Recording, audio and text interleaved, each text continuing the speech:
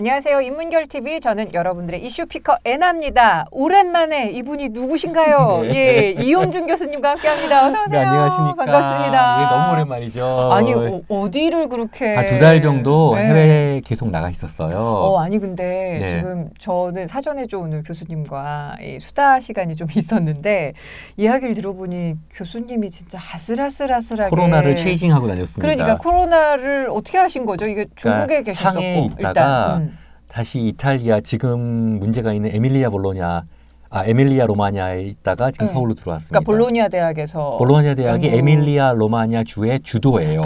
볼로냐 대학. 예. 볼로냐 대학이 있는 볼로냐가. 네네. 그러니까 상해에 12월 18일부터 1월 15일까지 있었고 한 달 동안. 예. 근데 제가 있을 때 1월 초에 우한에서 폐렴이 있다 그러더라고요. 근데 그냥 몇 명이니까 뭐 중국 인구가 14억인데 뭐 몇 명 폐렴 가지고 뭐 우한이 또 상해에서 굉장히 떨어져 있고 있으니까. 예. 그래 괜찮다고 생각했는데 네. 제가 잠깐 이제 서울 스톱오버해서 있을 때 이제 거기서 일이 터지더라고요. 그리고 이탈리아로 갔는데 그때는 괜찮은데 2월 21일 날 귀국했거든요. 네네. 그 이후에 저렇게 이탈리아가 결국은 서울에서 맞았습니다. 코로나를 맞았습니다. 그러니까요. 네. 세상에 지금 근데 이게 전 세계적인 팬데믹까지 가는 현상인 것 같아서. 팬데믹까지 지금 WHO가 얘기는 안 하지만 거의 팬데믹 상황이죠. 그렇죠. 예. 전지구적으로 지금 예. 전방위적으로 지금 터지고 있으니까. 네. 근데 교수님 안 계시는 동안 저희 임상훈 소장님과 여러 경로를 통해서 이번 코로나19에 대응하는 대한민국의 이야기들을 쭉 다뤘었어요. 그러니까 오늘은 조금은 대한민국을 벗어나서 중국이나 이탈리아는 어떤 식으로 하고 있는지 그리고 또 오늘 지금 저희가 녹화를 진행하고 있는 이 날이 그 한일 간의 이 비자 면제 조치를 중단하는 그런 뉴스가 나온 그 첫 날이기 때문에 이 문제도 조금 교수님과 좀 국제법 상으로 어떤 이야기들을 나눌 수 있을지 오늘 좀 기대를 해주시면 좋을 것 같고요. 자, 일단 상해에 계실 때는 뭐 그냥 간단히 끝나겠지 싶었던 별로 그냥 들리는 것이? 소리로 우한에 사실은 제가 우한에 우한대학 1월달에 초청을 받아갖고 강의를 하기로 했는데 그 우한대학 저 초청한 그 양저웨이 교수가 하이난 대학으로 잠깐 가 있어서 시간이 안 맞았어요. 네네. 글쎄 그게 참 운이 좋다면 좋은 건데 그랬네요. 갔으면 뭐 붙들려 있었겠죠. 그렇죠. 그렇게 하고 그때 당시 중국 상황은 그냥 우한에 그런 게 있다라고 해서 뭐 마스크도 안 썼어요. 그러고 있었는데 갑자기 그게 퍼지더라고요. 1월 말부터. 그 당시 1월 말엔 저는 이제 1월 15일 날 귀국을 했으니까 서울에 잠깐 있었거든요. 그래서 그런 얘기 듣고 이제 이탈리아로 갔습니다. 근데 이탈리아는 중국을 사전 그러니까 통제를 하더라고요. 중국인의 입국을 금지시킨 나라. 완전 금지시켰죠. 지금 이탈리아가 저렇게 코로나가 지금 현재 7,000명이 넘는 그런 상황이에요. 정도인데 하루에 1,000명이 넘게 확진자 생겼지 않습니까? 근데 처음에 이탈리아는 통제했어요. 우리랑은 다른 조치였네요. 우리하고는 전혀 다른 조치죠. 그러니까 그걸 통제해 가서 제가 그 중국에서 오는 교수들의 그 겨울방학 특강 그걸 제가 대신 나가는 오실 수가 없으니까 올 수가 없으니까 다 통제니까 그래서 그걸 대신하는 사태까지 벌어졌죠. 세상에. 네, 그래도 2월 20일 정도까지는 그렇게 심각하지 않았는데 이탈리아 내에서 갑자기 하루아침에 그냥 이탈리아가 저렇게 많이 일단은 사망자 수도 좀 많은 엄청나게 편이고. 많고요. 왜 그럴까요? 글쎄요. 저도 여러 가지로 지금 분석을 하지 않습니까? 특별한 어떤 여러 분석이 있는데 뭐 노화 기본적으로 중국인 거주자가 이탈리아에 많다. 뭐 30만 명 정도 있다고 하는데 저는 이제 뭐 물론 의학은 전혀 모르지만 그 전염병들의 바이러스는 수백만 년 전부터 우리 인류랑 공존했잖아요. 그래서 중국에서 발현됐지만 그것이 막 중국에서 이렇게 생겨서 중국 사람들이 하나하나 실어 나르는 그러는 건 아닌 것 같아요. 어떤 사회적 조건과 맞았을 때 그게 뻥 이렇게 좀 에피데믹으로 나가는 것 같습니다. 이탈리아가 그런 조건을 이렇게 충족시켜 놓은 게 아닌지. 그러니까 사실은 이탈리아 하면은 저는 굉장히 그 문화적으로도 그렇고 네. 그러니까 여행을 뭐 몇 번 다녀온 네. 적이 있는데 갈 때마다 이 나라의 네. 이런 모습 이런 게 네. 굉장히 좀 동경해 맞는 네네. 곳이었어요. 그럼요. 일단 로마도 그렇고 네. 여러 가지 것들이 네. 계실 때는 어떠셨어요? 사실 이런 코로나 상황에서 이런 말씀 드린다는 게 좀 그런데 네네.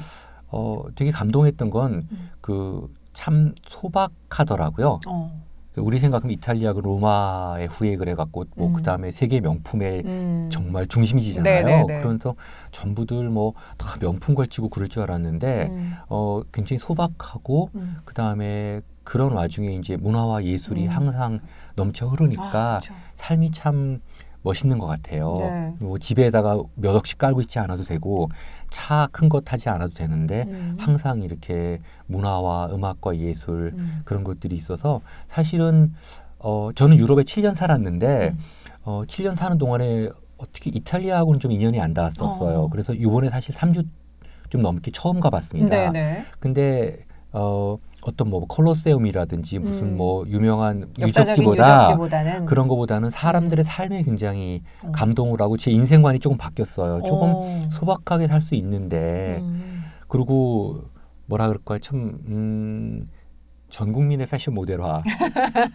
근데 아니, 오늘 근데 그래서 그런지 좀 모르겠지만 바뀌었습니다. 뭔가 막 체크 무늬로 굉장히 이렇게. 예. 근데 그게 예. 이제 한국에서 가셔갖고 좀 이렇게 놀라시더라고요. 너무들 그 멋있으니까 다들 거기 사람들이. 네네네. 그래서 근데 제가 거기 몇 가지 분석을 했어요. 분석 좋아요. 네. 이탈리아 사람들이 왜 저렇게 멋있나? 첫째가 신발이 좋더라고요. 아하, 가죽 제품이 워낙 근데 좀, 여기서 말씀드리는 건 네. 무슨 페 뭐 이런 브랜드 식의 말고. 브랜드가 네, 아니라 네. 신발을 단정하게 신습니다. 신발을 단정하게 신으면요 자세가 바라지죠. 그리고 전체적인 옷에 태가 살아요. 그렇죠, 그렇죠. 네. 그래서 신발이 우리나라에서 좀 아쉬운 게 그 삼선 그거 질질 끌고 다니잖아요. 슬리퍼. 그 한 명도 못 봐. 학생들도 단정한 신발을 신고 두 번째로는 삶에 좀 물리적 정신적 여유를 좀 두더라고요. 현재 OECD 국가 중에 그나마 좀 미소를 잃지 않는 나라래요. 그래서 삶의 여유가 있다 보니까 한 10% 정도 여유가 있다 보니까 좀 행동에서 여유가 그 전체적인 조화와 균형으로 좀 패션을 이렇게 잘 입고 있는 것 같아요. 예. 그다음에 세 번째입니다. 네, 세 번째는 네. 액세서리 중에 모자를 많이 쓰더라고요. 특히 여성들이. 근데 모자는 예전이나 지금도 좀 뭐 그 호텔 조리장들도 그렇지만 모자는 사람의 신분을 나타낼 때가 그렇죠. 많잖아요. 예. 그러니까 모자를 비싼 게 아니더라도 잘 쓰니까 어째 그렇지 않은 사람들이 보기에는 뭔가 지위가 높은 사람들이 있는 느낌인 거예요. 멋쟁이. 네네. 그리고 이제 네 번째, 제가 네 번째까지 봤는데 좋아요. 패션의 개념이 있어요. 그러니까 제가 이탈리아 내수 통계를 봐야 되는데 우리가 알고 있는 이런 식의 그 명품 브랜드를 한 사람을 정말 그 피렌체나 로마에서 한 명을 못 봤어요. 그러니까 그건 내수용은 좀 아닌 것 같아요. 외국 사람들은 팔아도 돈 벌자주의지.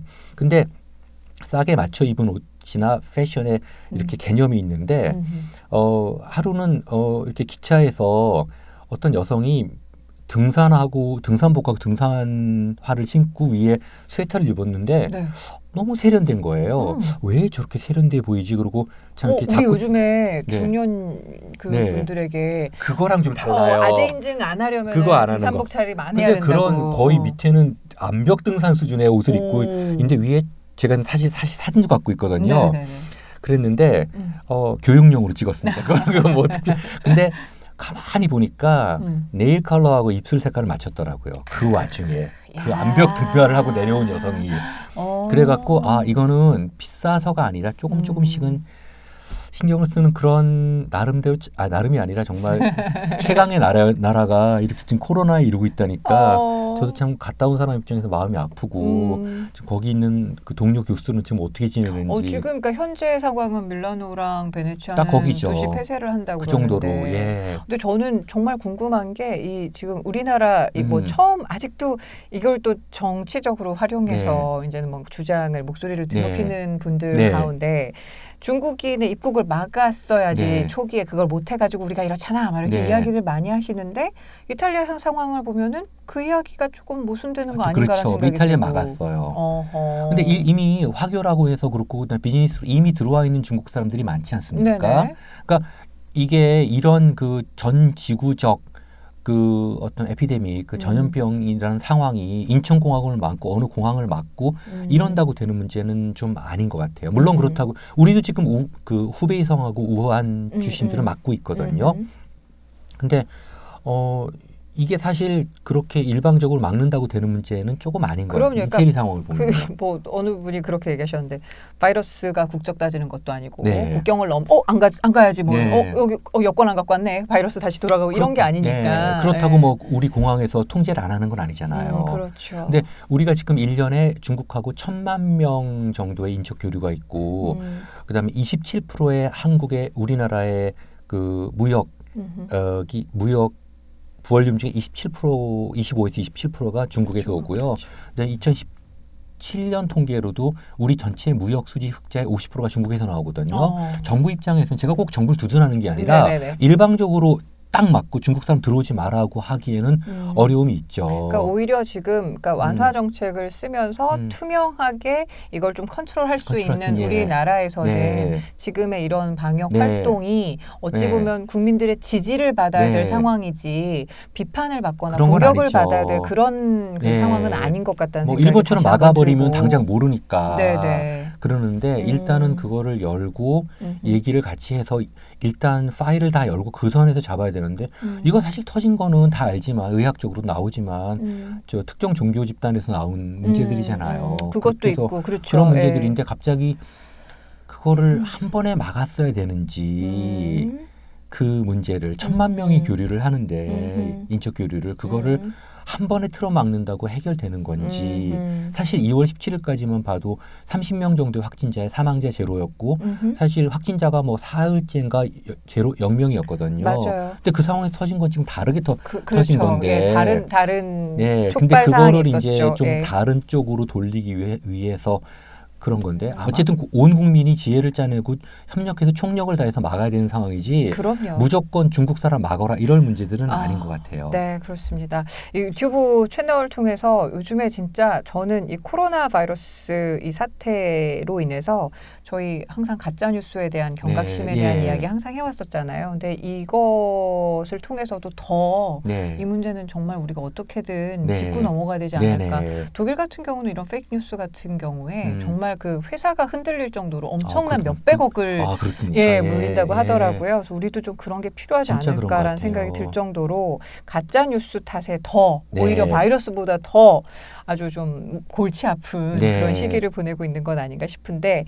저희 인문결 TV에서는 정말 최선을 다하겠습니다. 네. 가짜 뉴스가 아니라 그 법적으로 데이터에 근거해서 그렇죠. 데이터. 명확한 근거를 네, 가지고 이 데이터 갑니다. 이 데이터 갑니다. 말씀을 드리려고 하니까 저희와 함께 믿고 한번 따라봐 주시면 좋겠고요. 이번에는 이 코로나19 이 코로나 사태에 대해서 국제법적으로는 어떤 대응들을 하고 있을지 좀 교수님께서 짚어주시면 좋을 것 같아요. 이제 일단 방역 체계 자체는 각 국내적 관할 사항이긴 하지만은 그 국제 보건기구 네. 그러니까 WHO가 굉장히 강력한 법적인 조치를 취하고 있습니다. 이제 지금 같은 경우는 2005년에 국제 보건 규칙 (International Health Regulation이라고 해서 이제 국제 보건 규칙을 채택을 했고요. 네. 그거가 이제 2007년부터 발효돼 갖고 각국의 이제 구속력 있는 일종의 그 좀 규칙을 전달하고 있습니다. 그래서 좀 사항들을 좀 살펴볼까요? 예. 그래서 아직 그렇게 그 WHO가 굉장히 그 체계를 많이 발전시키지 못했고요. 네. 2005년도에 이제 지금 한 15년 전에 그렇죠. 문제를 가지고, 그러니까 그 법적 대응 체계를 체계를 가지고 만들었죠. 네. 그래서 2007년부터 이제 시작을 했고요. 네. 지금 이제 국제 공중보건 위기 상황을 네. 선포를 한 상태입니다. 예. 그래서 2020년 1월 30일 날, 그러니까 올해 1월 30일 날 일단 이 코로나라는 것이 이제 중국에 한정된 문제가 아니라 전 지구적으로 퍼져나간다는 것을 인지하고 네. 공중보건 위기 상황인데 이게 최고 단계입니다. 그렇다고 최고 단계라는 게 뭐 그 다음에 최저 단계 1, 2, 3단계가 있는 게 아니라 그 단계 하나예요. 네, 그런데 어쨌든 간에 그 국제 공중보건 위기 상황이라는 건 아무 때나 이렇게 하는 건 발효하는 건 아니고요. 일단 그렇게 이제 보건 상황을 가지고 네. 조치를 취했고 예. 각국에서는 이제 이 문제를 가지고 통보를 해서 이제 그 팩트를 통보를 하고 WTO와 긴밀한 협조를 해야 되는 그런 의무를 WHO와 죄송합니다. WHO 제가 WTO를 하다 보니까 그렇죠. WHO하고 굉장히 긴밀한 협력을 해야 되는 그런 의무를 지금 가지고 있습니다. 네. 근데 교수님 저 궁금한 게 2005년부터 해서 2007년에 이제 국제보건 네. 조직이 만들어졌다라고 말씀하셨잖아요. 그럼 그 사이에 우리 뭐 메르스 사태도 겪고 했었는데 네. 이렇게 공중보건 위기 상황이 발효가 된 게 이번이 처음일까요? 아니에요. 몇 번 더 있습니다. 네. 예, 몇 번 더 있고요. 네. 근데 이번처럼 좀 전면적으로 이렇게 취한 거는 사실은 처음인 것 같아요. 메르스도 이 정도는 아니었다 그러더라고요. 네, 예. 그렇죠. 좀 한정되어 있었으니까 중동적으로. 중동적으로 한정돼 있어갖고, 예. 근데 실제로 지금 코로나가 더 좀 이렇게 확산율과 이런 것들이 좀 강한 것 같아요. 이것만 보면 진짜 엄중한 상황이죠. 엄중한 상황이죠. 정말 확실하네요. 근데 문제는 예. 이제 이것이 어떤 물론 중국에 시작됐지만은 전 인류의 공동의 문제로서 대응해야 되는 아주 중요한 좀 글로벌 한 문제들이죠. 네. 그래서 그 문제를 단지 어떤 한 나라의 책임으로만 돌릴 수는 없는 것 같아요. 네. 지금도 보시지만 이제는 거꾸로 중국에서 우리를 입국 금지를 시켜버리고 네. 지금도 30몇 개국이 우리를 지금 입국 금지를 시켰거든요. 더 늘고 더 늘고 있더라고요. 있죠. 예. 더 늘고 저 아는 있는데 분은 비행기 타고 그곳에 도착을 했는데 입국이 안 돼갖고 불허돼서 네. 다시 돌아오셨어요. 그런 경우 많고 예. 그래서 그런 문제들을 이제 국제 공동 협력으로 문제를 풀어나가고 있죠. 그래서 그거를 어떻게 풀어나갈지는 좀 우리가 생각을 해봐야 될 것 같습니다. 조금 더 이것을 그러니까 어떤 뭐 중국에 대한 문제, 일본에 대한 문제 이렇게 대응할 것이 아니라 전 지구적 문제에서 인식을 하고 국내적, 국제적 절차를 통해서 대응해야 될 부분들 같습니다. 근데 저는 궁금한 게 WHO가 국제 공중보건 위기 상황이라고 딱 발효를 해요. 네. 그럼 어떤 일종의 매뉴얼이랄까? 네. 그런 것들이 있나요? 매뉴얼이 있죠. 그래서 여기 또 제가 지금 갖고 왔습니다만은 네네. 이거의 그 집행을 위한 이런 그 매뉴얼들이 나와 있습니다. 사실은 이게요 꽤 길어요. 이게 짧은 걸 갖고 왔는데 그 매뉴얼들이 하나 나와 있어서 어떤 것을 이제 국제 공중보건 위기 상황이라고 얘기를 하는지, 그다음에 그걸 어떻게 대응해야 되는지 아주 그거에 대한 배경이라든지 이런 상황에서 굉장히 좀 구체적으로 이 문제를 얘기를 하고 있습니다. 네, 거기에서 만약에 그 국가 간의 이동을 금지를 시킨다든가, 그런 조치에 대해서 그건 아니에요. 그게 지금도 무역 제한이나 여행 제한은 두고 있지 않습니다. 아하. 네, 그거는 두고 있지 않은데 각국이 지금 각국의 내부적인 그 절차로 국내적 조치로서 하는 거지. WHO 자체는 현재로서는 이 코로나에 대해서도 국제 공중 보건 위기 상황이지만 무역 제한이나 여행 제한을 두고 있지 않죠. 지금 제일 큰 문제가 아시다시피 코로나가 세계를 바꿨어요. 다 블로킹 해갖고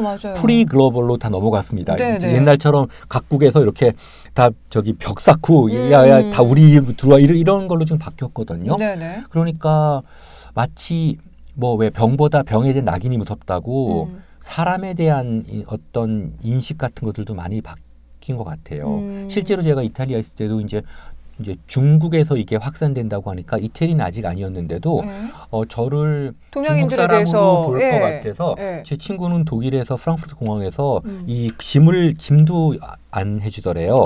그 얘기를 듣고 좀 마음이 그렇더라고요. 그래서 사실은 저도 중국 친구들이 많은데도 불구하고 조금 중국 사람이 아니라는 식의 그런 여러 가지 형태를 그 유럽 사람들이 중국 사람들을 볼 때 금방 금방 구별하는 몇 가지 특징의 반대 방향으로만 행동을 한 거죠. 그렇군요. 그런 식이 있는데 그러니까 마스크를 쓰면 동양인들이 마스크를 쓰면 당연히 네. 중국 사람이 근데 그때는 마스크 이탈리아에서 2월 20일까지는 마스크 쓰는 경우는 없었어요. 아하. 갑자기 며칠 만에. 네, 그러니까 네. 참 그 전염병이라는 게 네. 무섭고 특히 유럽은 흑사병의 경험이 그쵸. 있기 때문에 네. 그리고 1918년 스페인 독감 때 약 스페인 독감. 4,800만 네. 정도가 죽었잖아요. 네. 당시 기록을 보면 우리나라도 그게 1919년 3.1 운동 전후에서 이제 그때 그해 겨울에 들어와서 우리나라에서 한 10만 명 정도가 죽었다는 얘기가 있거든요. 예. 그리고 이번 겨울에 일반 우리가 알고 있는 일반 독감으로도 맞아요. 한 8,500명 정도 죽거든요. 맞아요. 예.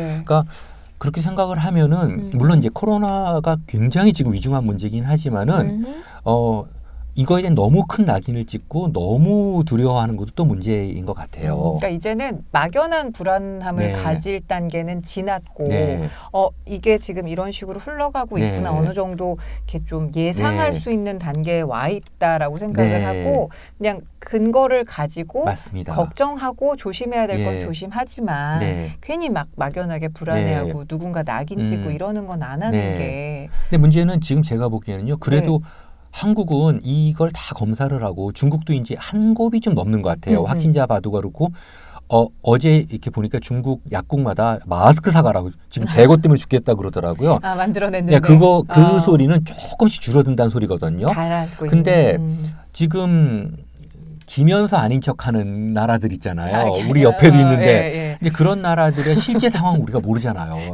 기면서 아닌 척하는 나라. 기야 아니야 이거잖아요. 네, 기면서 아닌 척하는 나라인데 일본이라고 얘기하세요. 일본인데 지금 올림픽 앞두고 저러고 있는 건데 불안한 거는 우리가 상황을 정확히 알아야 되거든요. 그러니까 우리는 지금 WHO하고 긴밀한 협력을 하면서 우리가 지금 이 상황이 이렇다고 하고 하루에 몇 번씩 정부에서 속보를 내면서 국민들한테 얘기를 하는데 아닌 것 같은데 불과 몇 달 후에는 엄청난 세계 행사 올림픽이 열리지 않습니까? 그러니까 저런 경우가 좀 불안한 것 같아요. 차라리 중국이면 우리가 조심하자. 저는 지금 못 가요. 어차피 4월 달에 상해 가기로 했는데 지금 다 막혀서 못 가니까 저러고 있고. 그리고 뭐 다른 나라들은 현재 이렇다고 하는데 일본은 애매한 상태로 조용조용 지금 지하에서 이렇게 스물스물 하고 있는데 뭐 어떤 일본 그 과학자는 뭐 100만 명에 육박할 수도 있다고. 이건 뭐 그 사람의 얘기니까 뭐 실제 그렇다는 건 가짜 뉴스 절대 아니고요. 그런 가능성까지 생각하고 대응을 해야 된다고 하는데 이제 그게 사라지지 않고 저렇게 이제 사회적으로 이제 지역사회 감염이 더 확산되면은 어떻게 할까 그런 게 문제지. 우리는 일본하고 관계가 되게 이제 밀접한데요. 그러니까 일단은 지금 올림픽 문제만 해도 일본 내부에서도 좀 불안함이 있다. 그러니까 그렇게 이야기를 하고 있어서 좀 지켜봐야 되는 그런 상황인 것 같고. 참 교수님 저는 그것도 궁금한 게 일본이 먼저 우리나라의 무비자 입국에 대해서 철회한다. 지금 중단한다라고 이야기를 했고 우리도 거기에 대해서 약간 보복 이라고 할 수 있을지 모르겠으나 우리도 마찬가지야 라고 얘기를 하는데 이렇게 좀 조치가 이루어지는 걸 보고 이게 저는 솔직히 그랬어요.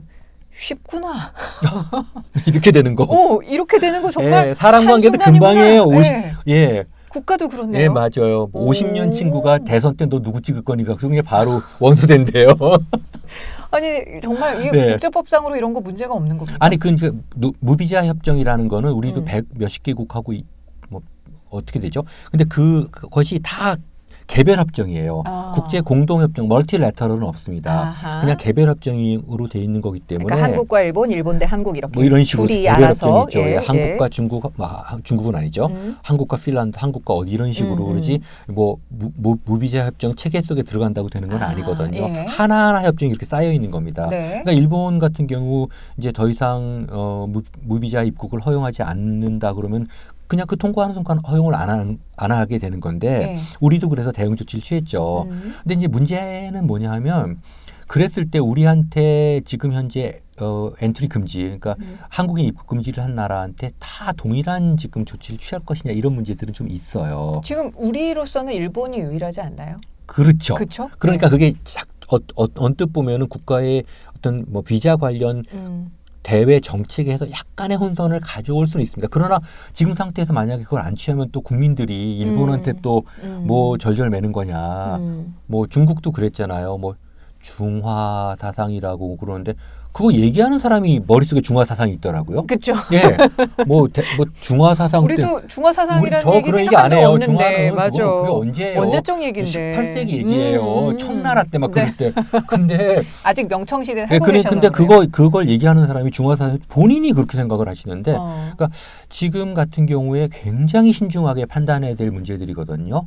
근데 뭐 지금 뭐 일종의 보복 조치 취하지 않으면 또 일본은 저랬는데 우리는 뭐 당하고 있냐 이럴 테니까 하긴 하는데 교류가 많고 참 그러니까 아예 못 가는 건 아닌 거죠.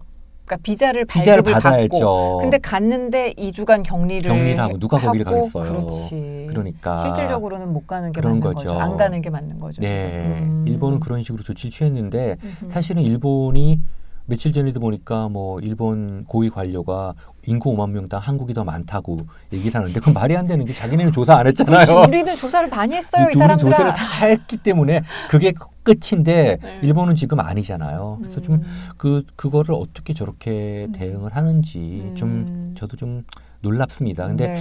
하여튼 제가 어떻다고 저도 답이 없어요. 답이 없는데 그거는 첫 번째가 이제 국제 공중 방역의 문제들, 또 우리 국내적인 당연한 방역, 우리 국민의 안전, 그다음에 건강 문제를 봐야 되겠지만은 과연 이런 식의 노비자, 우선 일본이 저렇게 하는 게 옳은 건지 참 왜 그랬을까요?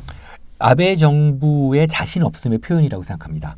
그리고 지금 아베 정부는 자신의 모든 어떤 정치적 명운을 올림픽에 걸고 있거든요. 네. 그러니까 뭐 일단은 뭐 잘못은 너희 쪽에 있다 뭐 이런 식으로 막으려고 하는 게 아닌지. 그러니까 자신의 그런 자신 없음을 좀 이야기 네. 좀 걸 수 있는 그런 네. 구실 같은 구실 걸로 같은 거죠. 한국인들 네. 혹은 한국에서의 네. 코로나 이 확산 맞습니다. 뭐 이렇게 거는 걸로. 그런 거야. 그러니까 뭐 항상 그렇잖아요. 그 국내 정치적 문제를 대외 문제로 다 이렇게 회피하려고 이렇게 하지 않습니까? 그래서 지금 그런 게 아닌가. 그리고 올림픽 아마 일본 정부 내부에서는 올림픽 때문에 정말 뭐 진짜 매일같이 뭐 스페셜 팀이 가동되고 있지 않을까 그런 생각을 하는데요. 그래도 뭐 참 묘한 시기에 걸려 있는 것 같아요. 뭐 1년 전도 아니고 지금 그러게. 불과 뭐 그쵸. 몇 개월 안 남았으니까. 몇 달 안 남았는데 예. 지금 봄인데 여름이잖아요. 그렇죠. 그것도 왜 그 고온 다습한 나라에 여름에 태풍이 나타나는지 어쨌든 그렇게 하니까 방사능 문제도 해결이 안 됐었을 방사능 문제는 텐데. 당연히 해결이 안 돼. 거기다가 지금 이것까지 겹치니까 일본 입장에서는 뭐 좀 좌충우돌인 것 같고 제가 보기에는 일본의 그런 대외 정책의 중요한 어떤 수단이 어떤 코즈 앤 이펙트, 그러니까 인과관계 합리성을 갖고 나오지는 않는 것 같아요. 주먹국으로 막 나오는 것 같습니다. 옛날에 우리가 언뜻 알고 있던 좀 사려이 깊고 합리적인 일본이 아니라 속은 안 좋더라도 네. 굉장히 합리적이고 사려 깊게 나오는 게 아니라 그냥 그때 저질러 버리고 네. 그 다음에 뭐 수습도 하고 뭐 이런 식의 그런 것 같아서 네. 뭐 교수님 말씀해 주셨지만 호사카 유지 교수가 어딘가 나오셔가지고 네. 일본을 더 이상 선진국으로 생각하면 안 선진국으로 안 된다고 된다고. 말씀을 하셨는데 되게 너무 공감이 됐어요. 맞아요. 저도, 네, 예. 선진국의 시스템 속에서 나오는 행동이 아니다. 그렇게 봤습니다. 근데 저는 근데 사실은 근데 이 얘기 또 드리기가 또 너무 조심스러운 게 일본하고 또 무역하시거나 네. 당장 일하셔야 되는 그런 불편함을 갖고 계시는 분들께는 너무 죄송한데 그냥 방역 조치만으로 봤을 때는 일본과의 왕래가 사실은 되게 불안했었거든요. 불안한 점은 앞서도 있죠. 말씀을 예. 해주셨지만 검사나 이런 좀 투명하지 않은 상황 속에서 네. 우리 한국 자국민들이 왔다 갔다 네. 하면서 오히려 거꾸로 네. 이런 상황이 되면 어떡할까라는 고민이 있었는데 그런 부분을 좀 어찌 보면 차단을 한 건지. 근데 네. 그것도 또 명확하진 않잖아요. 명확하진 않죠. 예. 그것도 명확하진 않으니까. 근데 일단 이게 다 블로킹 돼 버렸어요. 지금 전 세계가 굉장히 위기 상황이고 코로나는 이제 뭐 그간의 메르스나 사스 때도 그렇지만 일정 시간이 지나가면 뭐 어떤 방식으로라도 이거는 이제 없어지겠죠. 그 예방의학자들이 그러시는데 바이러스를 바이러스가 가장 좋은 거 바이러스를 죽이면 우리도 같이 죽는 거래요. 그렇죠. 그러니까 숙주가 죽는 거죠. 네, 숙주가 죽으니까 바이러스를 공존하는 거랍니다. 뭐 예를 들어 에이즈 같은 경우도 지금 뭐 우리도 그렇지만 예전에 비해서 에이즈가 갖고 있는 심각성이 덜한 이유가 많은 경우 공존한대요. 그래서 에이즈 복균을 하면서도 그냥 별일 없이 사는 사람들도 그렇죠. 있고 그렇죠. 예전에 사스 때도 걸렸는데 증상은 없는 경우도 생기고 그럼요. 그러니까 같이 가는 거니까 시간이 지나면 뭐 이게 무책임한 소리가 아니라 네. 해결은 되겠지만 네. 이로 인해서 서로가 서로한테 줬던 이 상처 그렇게 국제적으로 예, 줬던 상처들 상처들 서로 거냐고요. 뭐 네. 저도 중국 친구들한테도 이거는 그런 의도는 뭐 무슨 중국 사람 입국 금지를 청와대에 뭐 100만 명이 청원했다 그래서 그러는 게 아니다. 그런 게 그러니까 아니고 입장 바꿔 생각하면 네. 되게 우리도 지금 마찬가지잖아요. 당황스럽잖아요. 예, 당황스럽잖아요. 예. 그래서 그런 부분인데 일본하고 교류가 많아져야 되죠. 근데 지금 작년부터 시작해서 우리도 많이 다뤘지만 아베 정부의 이런 조치, 일련의 조치들은 어떻게 보면 교류를 끊겠다고 하는 건데 사실 섬나라 입장에서는 더더욱 그러면 안 되거든요. 우리는 그래도 하나라도 있지. 쟤들은 사방이다 바다로 막혀 있는데 저렇게 되는 조치가 참 의아하고 우려가 되는 상황입니다. 그래서 일단은 우리도 대응 조치를 취했죠. 할 수 없죠. 뭐 대응 조치를 취했는데 네네네. 앞으로 언제 저걸 푸느냐. 그러니까 뭐 이런 역학적인 문제들, 그다음에 정치적인 문제들 좀 여러 가지를 고려해서 좀 빠른 시간 내에 그게 풀렸으면 그런 생각입니다. 그리고 마지막으로 교수님께 그것도 여쭤보고 싶어요. 워낙 외교통이시니까 외교부에서 일을 하는 것에 대해서 뭐 물론 이제 방역 당국 말고 네. 2차적으로 외교부에 대해서 되게 비판적으로 네. 발언하시는 분들이 네네. 계시더라고요. 네. 그러니까 뭐 우리는 퍼줄 거 다 퍼주고 결국 돌아오는 건 욕이고 이거 네. 뭐 잘하고 있는 거냐? 막 이렇게 비판하시는 분들 계신데 어떻게 생각을 하세요? 이거 뭐 퍼주는 거는 아니고요. 네. 뭐 사실은 뭐 그런 건 아닌데 외교부가 뭐 많이 바빠요. 그분들은 바쁠 수밖에 없어요 깊은 지금. 생각을 하시기가 좀 예, 바쁘고 네. 예, 그래서 뭐 예, 지금 뭐 사실 뭐 우한에 뭐 마스크 뭐 100만 장인가 200만 장 줬다고 하는데 우리 지금 마스크 여러 가지 문제지만 당시 상황에서 그럼요. 그거를 그거를 퍼주게 예. 했다는 게 네. 예, 그건 뭐 이상 그런 좀 그러니까 어떤 프레임을 가지고 공격을 하려고 하다 보면 지금 하고 있는 모든 일이 다 네. 비판거리가 될 수도 있죠. 그리고 네네. 비판이 없는 사회는 네. 건강하지 않지만 저는 이런 상황에서 오히려 국민 건강을 네. 최우선해야 되는 그런 상황에서 막 그쵸. 모든 걸 이렇게 네. 막 비판적으로 보고 있고 또 심지어 가짜 뉴스 확대 재생산하는 걸 보면 너무 우리 강 장관님이 마음이 아파요. 그 핵심 메커니즘을 알고는 있는데 이게 네. 방송으로 말씀드릴 수는 없고. 왜요? 우리끼리는 해주셔요. 핵심 우리끼리는 메커니즘은 해주셔요. 핵심 우리 메커니즘. 그거 들으려고 지금 방송 보시는 건데 그쵸? 예, 그래서 그 네. 문제는 좀 사실 굉장히 예민한 문제들이 종교적인 문제들이 있어갖고 예, 종교적인 문제들이 있어서. 그러면 한국 사회하고 그걸 조금 다듬으셔서 다음 시간에 한번 뭐 어떤 메커니즘으로 너무 지금 이런 네. 비판과 제가 이상한 느낀 거예요. 페이크 뉴스가 살면서 난무하는지 듣고 싶은 얘기를 해야지 맞는 소리를 하면 안 되더라고요.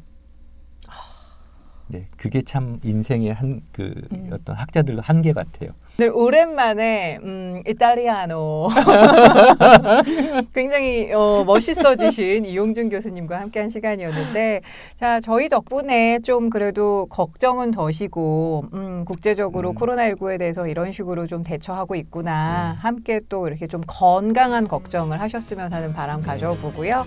다음 시간에 그 메커니즘 꼭 듣고 싶습니다. 네. 정리해 주십시오. 한번 정리해 보겠습니다. 알겠습니다. 교수님 감사합니다. 네, 감사합니다. 고맙습니다.